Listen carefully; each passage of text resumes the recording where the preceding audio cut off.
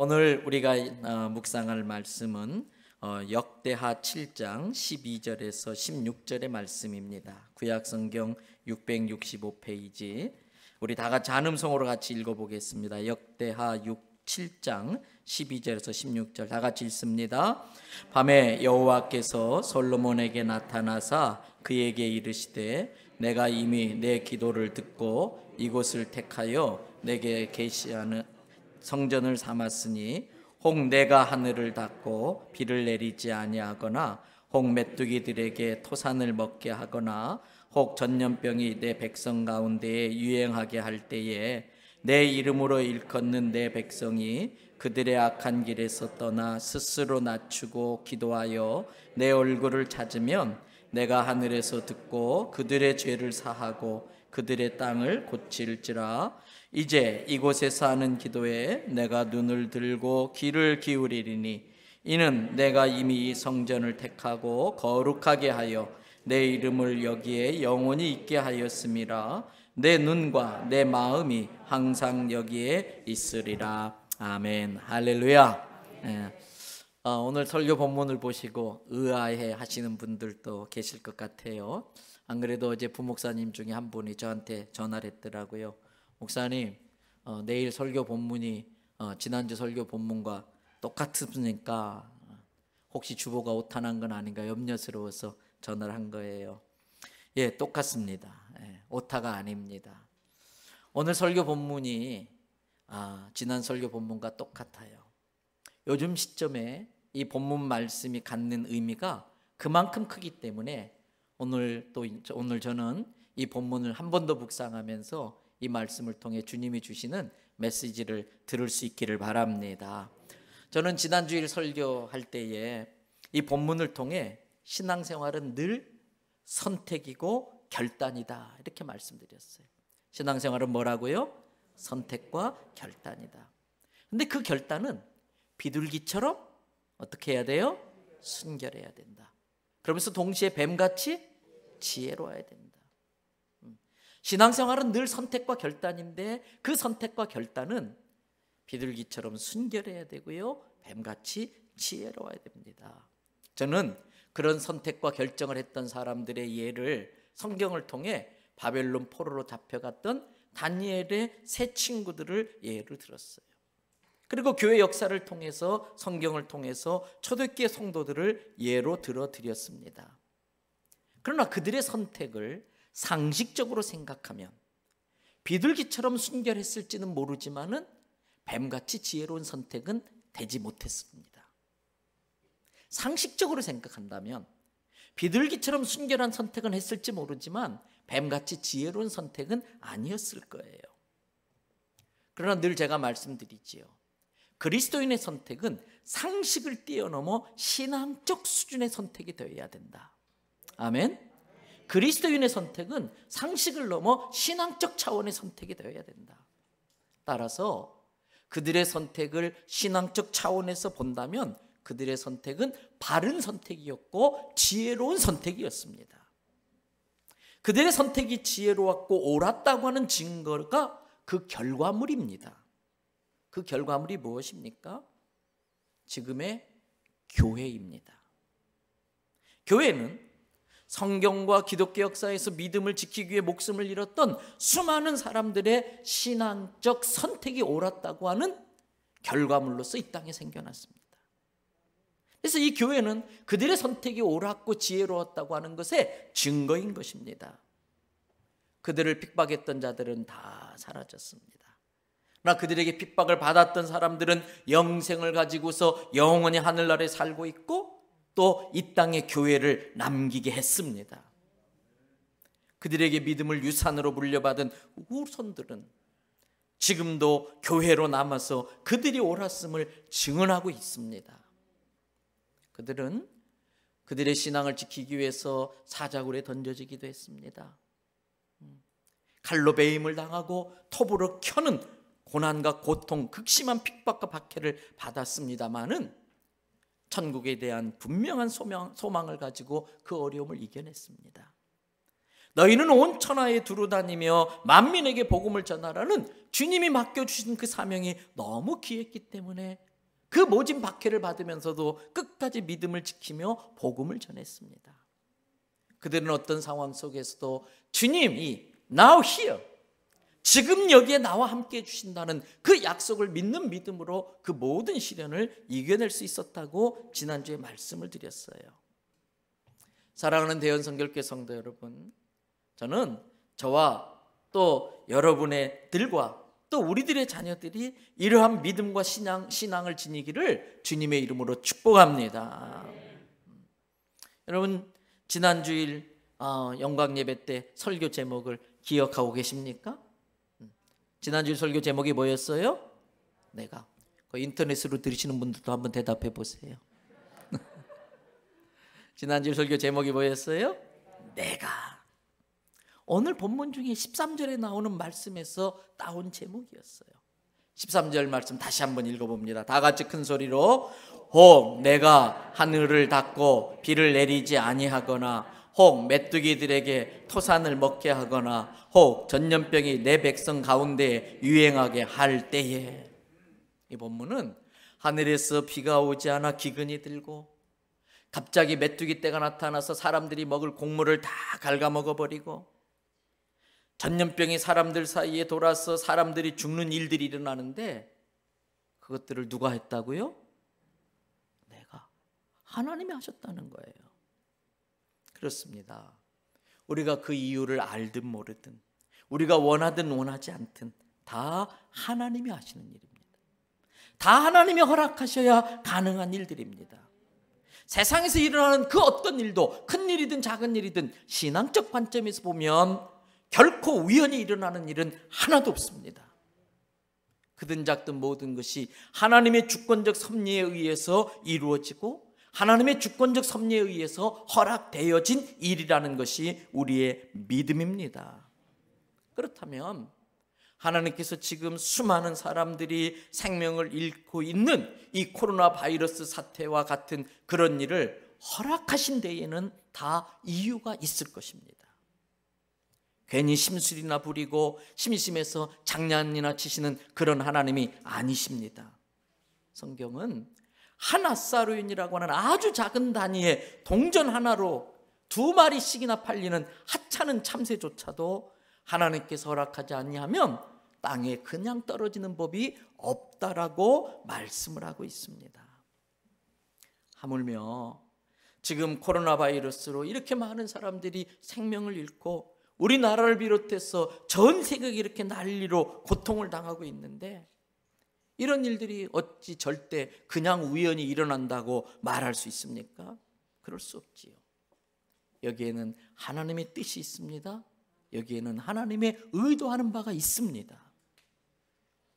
고난은 그 고난을 디자인하신 분의 의도가 성취되면 끝납니다.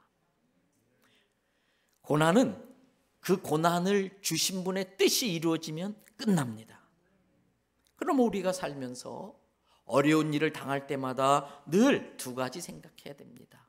첫째는 이 모든 것이 하나님이 하시는 거구나. 내가 원치 않지만, 너무 힘들지만 그래도 하나님이 허락하기 때문에 이런 일이 일어났겠구나. 2번째는 그렇다면 왜 하나님이 내게 이런 고난을 주실까? 그렇다면 왜 하나님께서 대한민국에 이 어려움을 주실까? 하나님의 의도를 빨리 깨달아야 됩니다. 병과 관련하여 제가 종종 드리는 말씀이 있죠. 첫째, 증상에 민감해야 돼요. 제일 무서운 병이 자각 증상이 없는 병입니다. 그래서 우리 몸 중에는 폐라는 기관에 신경이 없어요. 그래서 폐에 관한 질병은 증상이 잘 안 나타나기 때문에 조기 발견이 어렵다고 그래요. 자각 증상이 느껴졌을 때는 이미 치료 시기를 놓치는 경우들이 많이 있다고들 합니다. 여러분, 빨리 증상을 느껴야 돼요. 영적인 것도 똑같아요. 영적으로 예민한 사람들이 내 삶에 일어나는 그 사건들을 통해서 이게 어떤 영적인 의미가 있는지를 빨리 캐치할 수가 있는 겁니다.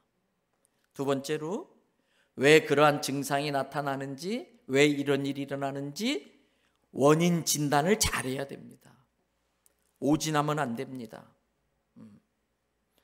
원인 규명을 잘해야 됩니다. 그리고 세 번째로 명의를 만나서 처방전을 잘 받아야 돼요. 명의를 만나서 전문가의 처방을 잘 받아야 됩니다. 돌팔이 의사 만나면 큰일 납니다. 그리고 네 번째, 겸손히 전문가의 처방에 따라 복용을 잘 하셔야 돼요. 아무리 처방받았어도 그 처방대로 안 하면 병이 낫질 않아요. 그렇다면 지금 전 세계적으로 코로나 바이러스로 인한 이러한 혼란도 분명히 그 원인이 있을 것입니다. 근데 사람은 그 누구도 그 원인이 이거다라고 말할 수 있는 명의가 되질 못합니다. 물론 의학적으로 이런저런 원인을 규명할 수 있겠지요.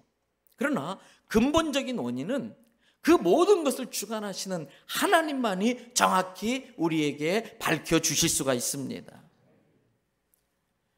하나님은 오늘 본문 말씀인 역대하 7장 14절의 말씀을 통해서 우리에게 일어나고 있는 이 모든 일의 원인이 무엇인지를 실마리를 살짝 우리에게 그 원인을 풀 수 있는 실마리를 주고 있어요. 전에도 실마리 설명드렸지요? 옛날에는 쌀이 푸대에 나왔잖아요. 그 종이 푸대 두꺼운 거. 근데 그 위에 실로 재봉질 돼 있어요. 그거 잘 안 풀려요. 성질 급한 사람은 그거 찢으려는데 그것도 잘 안 찢어져요. 안 되니까 그냥 칼로 그냥 푹 해버려요. 그런데 그 앞에 실 하나가 조금 튀어나왔어요. 그거 살짝 고리에서 빼가지고 쭉 잡아당기면 툭툭툭툭 하면서 다 풀려버려요. 이게 실마리예요. 오늘 역대하 7장 14절에 그 실마리가 있어요. 자, 14절 뒷부분을 보세요. 내가 노란색으로 돼 있죠. 내가 하늘에서 듣고 그들의 죄를 사하고. 분명히 하나님께서 13절에 하늘에서 비가 내리지 않거나 메뚜기 떼가 나타나 온갖 곡물을 갉아먹거나 내 백성 중에 전염병이 돌면 내가 하는 것인 줄 알라 말씀하시고, 이어서 14절에 내가 하늘에서 듣고 그들의 죄를 사하고 말씀하신 이유가 뭘까요? 그렇게 된 모든 원인이 죄라는 걸 알려주고 있는 거예요. 그렇습니다. 명의 되시는 하나님의 진단 결과가 나왔습니다. 죄가 원인입니다. 죄라는 겁니다. 앞에서 우리가 암송했던 로마서 6장 23절에도 그랬어요. 죄의 싹은 사망이다. 아, 사망의 원인이 죄구나. 죽음의 값을 지불하는데 그 죽음의 값을 지불하게 만든 그 원인이 죄라고 말씀하고 있어요. 신약성경 야고보서 1장 14절부터 15절을 보세요. 스크린에 뜨는 번역은 현대어 번역 성경인데 우리 같이 한번 읽도록 하겠습니다. 사람이 시험을 당한 것은 각각 자기의 욕심에 이끌려서 꿰매 빠지기 때문입니다. 욕심이 잉태하면 죄를 낳고 죄가 자라면 죽음을 낳습니다. 죄가 자라면 뭘 낳는다고요? 죽음. 아, 죽음의 원인이 죄가 자라나서 그렇구나. 명의 되신 하나님의 진단은 이 모든 것의 원인이 죄라고 우리에게 밝혀주고 있습니다. 그러면 원인을 알면 그 원인에 대한 처방을 하면 됩니다. 죄가 원인이라면 죄에 대한 처방은 분명합니다. 뭘까요? 너무 제가 수준 높은 질문을 하고 있나요? 원인을 알면 그 원인에 따라 처방을 하면 되는데 지금 하나님께서 모든 그 사망, 죽음에 이르는 병의 원인이 뭐라고 그랬어요? 죄라고 그랬다. 그럼 죄에 대한 가장 확실한 처방은 뭐예요? 말할 것도 없죠. 예, 회개입니다. 죄를 회개하면 삽니다. 회개하지 않으면 죽습니다. 시편 7편 11절에서 16절의 말씀이에요. 하나님은 의로우신 재판장이심이시여 매일 분노하시는 하나님이시로다. 사람이 회개하지 아니하면 그가 그의 칼을 가시며 그의 활을 이미 당기어 예비하셨도다. 죽일 도구를 또한 예비하시며 그가 만든 화살은 불화살들이로다. 악인이 죄악을 낳으며 재앙을 베어 거짓을 낳았도다. 그가 웅덩이를 파 만들며 죄가 만든 함정에 빠졌도다. 그의 재앙은 자기 머리로 돌아가고 그의 포악은 자기 정수리에 내리리로다. 악인이 죄를 낳아가지고 그 재앙을 배웠다는 거예요. 재앙을 배웠다는 거예요. 그렇습니다. 회개하지 않으면 하나님이 간 칼에, 하나님이 달군 불화살에 죽는 거예요. 반면에 에스겔서 18장 30절부터 32절을 보세요. 주 여호와의 말씀이니라 이스라엘 족속아, 내가 너희 각 사람이 행한 대로 심판할지라. 그러나 그 전에 너희가 돌이켜 회개하고 모든 죄에서 떠날지어다. 그리한즉 그것이 너희에게 죄악의 걸림돌이 되지 아니하리라. 죄악이 걸림돌이었는데 회개하고 죄에서 떠나면 걸림돌이 되지 않는다는 거예요. 31절, 너희가 비록 흉측한 죄를 범했다 할지라도 너희가 범한 모든 죄악을 버리고 마음과 영을 새롭게 할지어다. 이스라엘 족속들아, 너희가 어찌하여 그렇게 강팍해서 회개하지 않고 죽기를 자처하고 있느냐. 32절, 주 여호와의 말씀이니라 죽을 자가 마땅히 죽을 짓을 해서 죽을 자도 죽는 것을 내가 기뻐하지 않는다. 죽을 짓을 저질러서 마땅히 죽어 마땅한 자도 죽는 걸 내가 기뻐하지 아니하노니 제발 부탁한다. 스스로 돌이키고 살지니라. 그렇습니다. 회개하면 살지만 회개하지 않으면 죽습니다. 우리가 어떤 죄라도, 어떤 죄를 지었을지라도 진심으로 회개하면 무슨 죄든지 하나님이 다 용서해 주시고 살려줍니다. 늘 예배 시작하면서 우리가 선포하는 말씀 다 한번 외워보든지 읽어보든지 요한일서 1장 9절의 말씀 다 같이, 만일 우리가 우리 죄를 자백하면 그는 미쁘시고 의로우사 우리 죄를 사하시며 우리를 모든 불의에서 깨끗하게 하실 것이요. 할렐루야. 지옥은 죄인이 가는 곳이 아니라 용서받지 못한 사람이 가는 곳이, 천국은 의인이 가는 곳이 아니라 용서받은 죄인이 가는 곳이. 하나님이 주신 첫 번째 솔루션, 첫 번째 해법, 그것은 회개입니다. 그렇다면 도대체 무엇을 회개해야 될까? 하나님은 오늘 본문에서 우리가 회개해야 할 것도 알려주고 계세요. 다시 14절의 말씀을 보세요. 거기에 보니까 맨 앞에 뭐라고 되어 있어요? 내 이름으로 일컫는 내 백성. 여기에서 회개할 걸 찾아내야 돼요. 내 이름으로 일컫는 내 백성. 그동안 우리가 이 세상에 살면서 과연 하나님의 이름으로 불리어졌을까? 사람들이 내 삶을 보고서 당신은 진짜 그리스도인입니다, 당신은 진짜 예수쟁입니다, 당신은 진짜 하나님 믿는 사람입니다, 하나님의 백성 맞군요, 하나님의 자녀이군요. 과연 내 삶이 하나님의 이름으로 불리어졌을까? 우리가 회개할 것이 있다면 하나님의 자녀이면서도 하나님의 백성이면서도 하나님의 이름을 더럽혔던 우리의 삶을 회개해야 될 것입니다. 우리는 그냥 사람들이 아닙니다. 하나님의 이름으로 일컬음을 받는 하나님의 자녀들입니다. 우리는 그냥 사람들이 아닙니다. 교회에 다니는 사람들입니다. 우리는 그냥 사람들이 아닙니다. 예수 믿는 사람들입니다. 세상 사람들이 우리를 보고 거룩한 무리, 성도라고 불러주는 사람들입니다. 우리는 성결하게 살아야 될 성결교회 교인들입니다. 근데 그렇게 살지 못했습니다. 하나님의 이름을 더럽히며 살았습니다. 교회 다닌다고 하면서도 세상 사람들에게 손가락질 받을 만한 일을 하며 살았습니다. 예수 안 믿는 사람과 별로 다를 바가 없었습니다. 세상이 기대하는 만큼 살지 못했습니다. 오히려 세상을 실망시키는 삶을 살았습니다. 성도라는 말에는 구별되어졌다, 분리되어졌다, 떨어져 나왔다, 다르다라는 의미가 담겨져 있어요.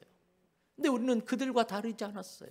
그들로부터 떨어져 나오지 않았고 그들과 섞여 살았습니다. 똑같이 죄짓고 똑같이 악하고 똑같이 미워하고 똑같이 사랑할 줄 모르고 똑같이 용서할 줄 모르고 똑같이 감사할 줄 모르고 똑같이 원망하고 똑같이 투덜거리며 살았습니다. 그들과 다를 바가 없었습니다. 이것이 우리의 죄악입니다.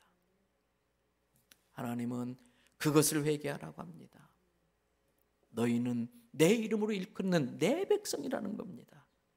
너희는 세상 사람들처럼 그렇게 살지 말라는 것입니다. 하나님은 다른 사람들에게 돌이키라고 하지 않았습니다. 다른 사람들에게 회개하라고 하지 않았습니다. 내 백성이 회개하면 내가 고쳐주겠다라고 말씀하고 있습니다. 여러분, 그렇습니다. 이 민족이 살 길은, 이 코로나 사태가 종식될 수 있는 길은 먼저 예수님을 알게 되었고, 먼저 예수님을 믿게 되어 하나님의 이름으로 일컬음을 받는 우리가 하나님의 이름에 담긴 영광에 걸맞게 살지 못한 것을 회개할 때의 문제는 풀어지는 것입니다. 자식이 잘못하면 애비가 욕먹는 것처럼 나로 인하여 하나님의 이름이 욕먹었던 것을 먼저 회개하십시다. 그것이 첫 번째 해법 솔루션입니다. 두 번째 솔루션, 역대하 7장 14절의 말씀을 계속해서 보십시오. 내 이름으로 일컫는 내 백성이 그 다음 뭐라고 되어 있어요? 그들의 악한 길에서 떠나. 그들의 악한 길에서 떠나라, 이거예요. 두 번째 솔루션. 회개의 원뜻은 죄송합니다, 미안합니다, 잘못했습니다가 아닙니다. 회개의 원뜻은 죄송합니다, 미안합니다, 잘못했습니다가 아닙니다. 회개의 원어적 의미는 돌아서는 거예요. 방향을 바꾸는 거예요. 내가 주인 되어졌던 내 삶에서 돌아서서 이제는 나의 주인이 되시는 예수님을 주인으로 모시는 삶의 방식, 라이프 스타일이 바뀌는 것입니다. 그렇습니다. 그래서 오늘 본문은 내 백성이 그들의 악한 길에서 떠나라고 되어 있습니다. 악한 길에서 떠난다는 건 방향을 바꾸는 겁니다. 돌이키라는 뜻입니다. 예레미야 18장 6절부터 10절의 말씀이에요. 여호와의 말씀이니라, 이스라엘 족속아, 이 토기장이가 하는 것 같이 내가 능히 너희에게 행하지 못하겠느냐. 이스라엘 족속아, 진흙이 토기장의 손에 있음 같이 너희가 내 손에 있느니라. 내가 어느 민족이나 국가를 뽑거나 부수거나 멸하려 할 때에 하나님이 하려면 하시는 거예요. 미국도 하나님이 버리면 끝나는 거예요. 중국도 하나님이 건들면 다 망하는 거예요. 내가 어느 민족이나 국가를 뽑거나 부수거나 멸하려 할 때에 8절, 만일 내가 말한 그 민족이 어떻게 하면? 그의 악에서 돌이키면 내가 그에게 내리기로 생각하였던, 지금 생각하고 있는 거예요. 하나님이 생각하고 있던 그 재앙에 대해서 뜻을 돌이키겠다. 9절, 내가 어느 민족이나 국가를 건설하거나 심으려고 할 때에 하나님의 은혜로 이 국가를 심어주셨고 하나님의 은혜로 이 국가를 건설해 주셨는데, 10절 나같이 읽어보겠습니다. 만일 그들이 나보기에 악한 것을 행하여 내 목소리를 청종하지 아니하면 내가 그에게 유익하게 하리라고 한 복에 대하여 뜻을 돌이키리라. 망할 나라도 뜻을 돌이키면 하나님이 다시 살려준다는 것이고, 하나님이 세우렸던 나라도 뜻을 돌이키지 않고 죄악 가운데 있으면 세우려는 그 뜻을 다시 복 주려고 했던 그것을 돌이키겠다는 것입니다. 그렇습니다. 우리가 돌이키면 하나님도 돌이켜 주십니다.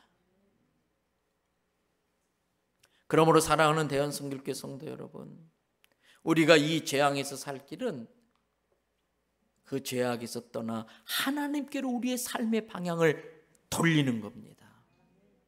그동안 우리는, 특별히 대한민국은 오직 한 길만 향해 달려왔습니다. 그 길이 뭔지 아십니까? 지금보다 더 잘 사는 것. 왜 제가 굳이 잘 사는 것이라고 표현하지 않고 지금보다 더 잘 사는 것이라고 할까요? 지금도 충분히 잘 살고 있어요. 지금도 충분히 굶어 죽지 않을 만큼 갖고 있어요. 옛날보다 훨씬 더 편리하게 살고 옛날보다 훨씬 더 많은 걸 누리며 사는데 옛날보다 더 감사하지 못해요. 왜? 더 잘 살고 싶어서. 오직 한 길, 더 잘 사는 길로 달려왔어. 목표가 오직 돈이었어요. 하나님께만 쓸 수 있는 단어인 만능이라는 단어를 감히 돈에다 붙여놓고, 하나님께만 쓸 수 있는 단어인 만능이라는 단어를 감히 물질에다 붙여서 물질 만능주의, 그걸 향해 줄기차게 달려왔어요. 내가 하나님이야. 그게 인본주의예요. 내가 하나님처럼 살려면 돈이 많아야 돼. 돈이 나를 하나님처럼 살 수 있게 해줄 거야. 돈. 그러다가 진짜 돌아버리고 말았어요. 돈 때문에 정신이 돌아버렸으면 돌아버린 정신을 다시 제자리로 바로 돌려놔야 됩니다. 그게 내 백성이 죄에서 떠나 돌이키면, 돈 때문에 돌아버린 정신을 다시 돌려놓는 거예요. 하나님께로 방향을. 세상이 어지러우면 어지러울수록 우리는 다른 것 바라보지 말고 오직 믿음의 주에 온전케 하시는 예수님만 바라봐야 할 줄로 믿습니다. 그래서 미가 선지자는 미가서 7장 7절에서 세상 모든 사람이 다 물질 바라보고 세상의 화려한 것을 쳐다볼 때에 오직 나는 누구를 우러러보며? 여호와를 우러러보며. 누구를 바라본다? 나를 구원하실 분은 하나님밖에 없으니까 그 하나님을 바라보나니 나의 하나님이여 내게 귀를 기울이시리로다. 시편 기자는 시편 123편 1절부터 3절에 이렇게 간구합니다. 하늘에 계신 주여 내가 어떻게 한다고요? 눈을 들어 주께 향하나이다. 상전의 손을 바라보는 종들의 눈같이, 여주인의 손을 바라보는 여종의 눈같이 우리의 눈이 여호와 우리 하나님을 바라보며 우리에게 은혜 베풀어 주시기를 기다리나이다. 여호와여 우리에게 은혜를 베푸시고 또 은혜를 베푸소서. 이게 두 번째 솔루션이에요. 삶의 목표, 삶의 방향을 하나님께로 다시 바꾸는 거예요. 눈을 들어 하나님을 바라보는 거예요.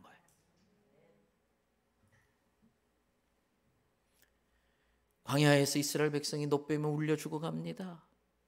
그때 모세가 하나님 앞에 여기서 우리를 죽이려고 출애굽시켰습니까? 살려주세요. 모세의 기도 때문에 하나님이 솔루션을 줬습니다. 놋으로 뱀 만들어서 막대기에 매달아가지고 높이 들어라. 쳐다보면 산다.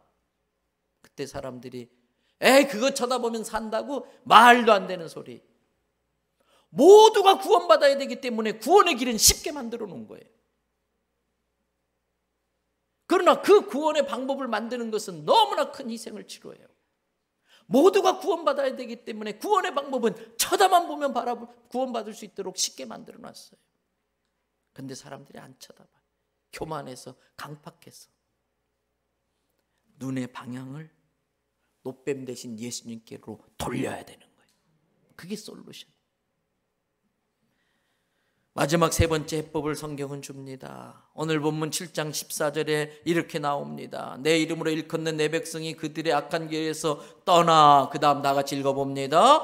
스스로 낮추고 기도하여 내 얼굴을 찾으면 내가 하늘에서 듣고 그들의 죄를 사하고 그들의 땅을 고칠지라. 세 번째 솔루션. 스스로 낮추고 기도하여 하나님의 얼굴을 찾는 겁니다. 하나님의 얼굴을 구하는 겁니다. 열왕기하 22장에 보면 요시야 왕이 이렇게 성전을 수리하는 내용이 나와요. 요시야 왕의 명을 받아서 성전을 수리하던 대제사장 hil기야가 성전에서 성경을 율법책을 발견합니다. 그 율법책을 서기관 사반에게 주어서 요시야 왕 앞에 읽히게 하자. 그 율법을 들었던 요시야 왕이 옷을 찢어가면서 하나님 앞에 통곡하는 거예요. 그러면서 열왕기하 22장 13절에서 요시야 왕이 이렇게 말합니다. 너희는 가서 나와 백성과 온 유다를 위하여 이 발견한 책의 말씀에 대하여 여호와께 물으라. 우리 조상들이 이 책의 말씀을 듣지 아니하여 이 책에 우리를 위하여 기록된 모든 것을 행하지 아니하였으므로 여호와께서 우리에게 내리신 진노가 크도다. 요시야 왕의 명령을 따라 제사장 hil기야와 또 아히감과 악볼과 사반과 아사야가 여선지자 훌다에게 가서 그 사실을 전합니다. 그때 하나님은 여선지자 훌다를 통해서 이렇게 솔루션을 주십니다. 열왕기하 22장 19절부터 22절 다 같이 함께 읽습니다. 내가 이곳과 그 주민에 대하여 빈터가 되고 저주가 되리라 한 말을 뇌가 듣고 마음이 부드러워져서 여호와 곧 내 앞에서 겸비하여 옷을 찢고 통곡하였으므로 나도 내 말을 들었노라. 여호와가 말하였느니라. 20절 그러므로 보라, 내가 너로 너의 조상들에게 돌아가서 평안히 묘실에 들어가게 하리니 내가 이곳에서 내리는 모든 재앙을 내 눈이 보지 못하리라 하셨느니라 하니 사자들이 왕에게 보고하니라. 다시 19절 말씀을 띄워보세요. 내가 이곳과 그 주민에 대해서 이제 빈터가 되고 저주가 되리라고 한 말을 요시야 네가 듣고 마음이 부드러워져서, 마음이 촉촉하게 은혜로 적셔져서 여호와 곧 내 앞에서 겸비하여 옷을 찢고 통곡했기 때문에 내가 그 통곡을 들었어. 내가 너의 그 울부짖음을 들었어. 그래서 다른 사람은 그 재앙을 다 당할지 모르지만 내가 너의 때는 안 할 거야. 너는 그 재앙을 당하지 않고 평안히 너의 조상에게 갈 수 있게 해주겠다라고 말해요. 그렇습니다. 요시야 왕에게 했던 이 말씀은 오늘 우리에게도 똑같이 유효합니다. 우리가 하나님 앞에서 겸비하여 회개하고 옷을 찢는 것 같은 그러한 간절함과 절박함으로 기도하면 하나님은 우리의 기도를 들으시고 재앙을 제하시고 이 땅을 고쳐주신 줄로 믿습니다. 말라기 4장 1절부터 2절의 말씀입니다. 만군의 여호와가 이르노라, 보라 용광로 불같은 날이 이르리니. 이제 겨우 시작이에요. 이건 아무것도 아니에요. 용광로 불같은 날이 오면은 그때에 비하면 이건 아무것도 아니에요. 그때가 되면 교만한 자와 악을 행하는 자는 다 지푸라기처럼 다 타버린다는 거예요. 그 이르는 날에 그들을 살라 그 뿌리와 가지를 남기지 완전히 뿌리채 뽑아버리겠다는 거예요. 그 악한 거는. 그러나 2절 다 같이 읽습니다. 내 이름을 경외하는 너희에게는 공의로운 해가 떠올라서 치료하는 광선을 비추리니 너희가 나가서 외양간에서 나온 송아지같이 뛰리라. 할렐루야. 이제 이 말씀 마무리합니다. 기독교가 로마에 처음 들어갔을 때에 수많은 핍박과 박해를 받았습니다. 그 이유가 뭔지 아십니까? 기독교인들이 사람 피를 먹는다는 거예요. 근데 그들이 오해한 거예요. 성찬식 때 포도주 먹는 것을 보고 이것은 나의 피요 그러지 않습니까? 그랬더니 이 핍박하는 자들이 사람 피를 먹는다는 이유로 엄청 기독교인들을 박해했어요. 그래서 수많은 그리스도인들이 사자의 뜻에 먹혀가면서 십자가에 거꾸로 못 박히면서 불태움 당하면서 이렇게 죽음을 당하자 로마 시내 한복판에 땅굴을 파기 시작했어요. 비밀 통로를 만들어서 땅굴을 파기 시작했는데 저도 거기를 들어갔다 와봤어요. 여러분 지하로 한참 들어갑니다. 거기 들어가면 길을 잃어버리면 나오지를 못할 정도로 엄청난 막 땅굴이 있습니다. 거기에 무덤도 있고 다 있습니다. 그 지하 안에. 거기에 숨어 들어갔습니다. 그걸 뭐라고 그러지요? 카타콤이라고 그래요. 로마의 카타콤 아주 유명해요. 로마 갈 일 있으면 꼭 가보세요. 그런데 그 무렵에 로마에 전염병이 돌아요. 수많은 사람들이 그 전염병에 죽어갑니다. 근데 너무나 많은 사람이 일시에 죽어가니까 아무도 그 시체를 수습하지를 못해요. 왜? 그 시체를 수습하다가 자기도 전염병에 걸려서 죽을 수 있기 때문에 아무도 달라지지 못해요. 그래서 로마 시대는 역사 기록을 보면 그 당시에 시내에 그냥 도처의 시체가 질비해가지고 시체 썩는 냄새가 온 도시에 진동할 정도였었어요. 그런데 어느 날부터 이상한 일이 벌어집니다. 한밤중에 검은 옷을 입은 사람들이 나타나서 이 시신들을 수습하기 시작해요. 한 곳에 모아서 시신을 화장을 시키고 그리고 해가 뜰 적 되면 싹 사라지는 거예요. 이렇게 계속 되는데 그것이 소문이 난 거예요. 그러면서 어느 날 보니까 로마 시내가 깨끗하게 치워졌어요. 로마에 있는 고위 관료들이, 그리고 서민에 이르기까지 누가 이런 일을 했을까 궁금했어요. 도대체 저들은 누구일까? 도대체 저들은 누구일까? 로마 정부에서 나중에 자세히 조사해 봤더니 카타콤에 숨어 들어가 있던 기독교인들이 밤만 되면 나와서 그 시체를 치웠던 거예요. 그 일에 로마 시민들이 감동을 해요. 기독교에 대한 오해가 풀어지게 돼요. 그리고 그때부터 로마 사람들은 기독교인을 핍박하는 대신에 칭찬하기 시작합니다. 이 일이 나중에 콘스탄틴 대제에 의해서 AD 313년에 기독교가 로마의 국교회로 결정되는데 결정적인 역할을 하게 되는 겁니다. 그런데 이상한 것은 기록에 의하면 그때 시신을 수습했던 성도들 중에는 단 한 명도 전염병에 걸린 사람이 없었다라는 거예요. 성경에 기록된 대로 무슨 독을 마실지라도 해를 받지 아니하며 이 기적이 실제 그렇게 일어났던 것입니다. 사랑하는 성도 여러분, 지금 수많은 사람들이 코로나 바이러스로 인해 두려워하고 공포에 떨며 살고 있습니다. 그럴 때에 기독교인들은 세상 사람들과 달라야 됩니다. 달라야 됩니다. 솔로몬이 성전을 건축한 다음에 하나님 앞에서 이렇게 기도했어요. 열왕기하 8장 35절부터 40절에 만일 그들이 주께 범죄함으로 말미암아 하늘이 닫히고 비가 없어서 주께 벌을 받을 때에 이곳을 향하여 기도하며 주의 이름을 찬양하고 그들의 죄에서 떠나거든. 36절 주는 하늘에서 들으사 주의 종들과 주의 백성 이스라엘의 죄를 사하시고 그들이 마땅히 행할 선한 길을 가르쳐 주시오며 우리가 어떻게 하면 되겠습니까 할 때 가르쳐 주시고 주의 백성으로 기업으로 주신 주의 땅에 비를 내리시옵소서. 37절 만일 이 땅에 기근이나 전염병이 있거나 곡식이 시들거나 깐부기가 나거나 메뚜기나 황충이 나거나 적국이 와서 성읍을 에워싸거나 무슨 재앙이나 무슨 질병이 있든지 막문하고 한 사람이나 혹 주의 온 백성 이스라엘이 다 각각 자기의 마음에 재앙을 깨닫고 이 성전을 향하여 비록 영상으로 예배드리고 있다 할지라도 그곳에서 이 성전을 사모하고 이 성전을 향하여 손을 펴고 무슨 기도나 무슨 간구를 하거든 주는 계신 곳 하늘에서 들으시고 사하시며 각 사람의 마음을 아시오니 그들의 모든 행위대로 행하사 갚으시옵소서. 주만 홀로 사람의 마음을 다 아심이니이다. 그리하시면 그들이 주께서 우리 조상에게 주신 땅에서 사는 동안에 항상 주를 경외하리이다. 모든 문제에는 해법이 있습니다.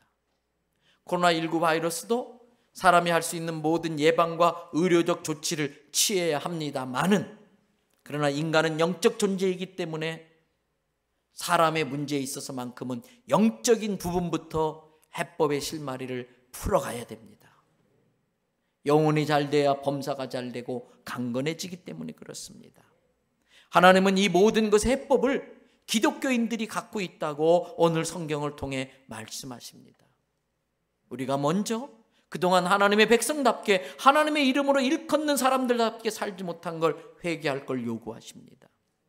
이제 삶의 목표를 돈에서 더 잘 살아보려고 하는 것에서 지금 사는 것에 자족하고 감사하고 만족하고 베풀 줄 알고 나눌 줄 알고 그러면서 이제는 물질이 아니라 하나님의 자녀답게 사는 것으로 목표와 방향을 바꾸라는 거예요. 그리고 세 번째, 먼저 예수님을 믿은 우리들이 제대로 못 살아서 이렇게 이 나라가 이 지경이 되었다고 죄를 뒤집어 쓰는 거예요. 십자가는 예수님이 온 인류의 죄를 뒤집어 쓴 곳이 자기가 죄를 뒤집어 쓰면 천국입니다. 남에게 뒤집어 씌우려고 하면 지옥이 됩니다. 지금 대한민국은 지옥이 되고 있습니다. 다 누구 때문에 아니에요. 나 때문에 우리 때문에. 우리가 먼저 하나님 앞에 겸비하여 엎드려 은혜와 긍휼을 구하라고 말씀하고 있습니다. 오늘 이 말씀들을 생각하면서 같이 곡조 붙은 기도인 찬양을 드리고 우리 한음성으로 기도하고 축도로 예배를 마치겠습니다.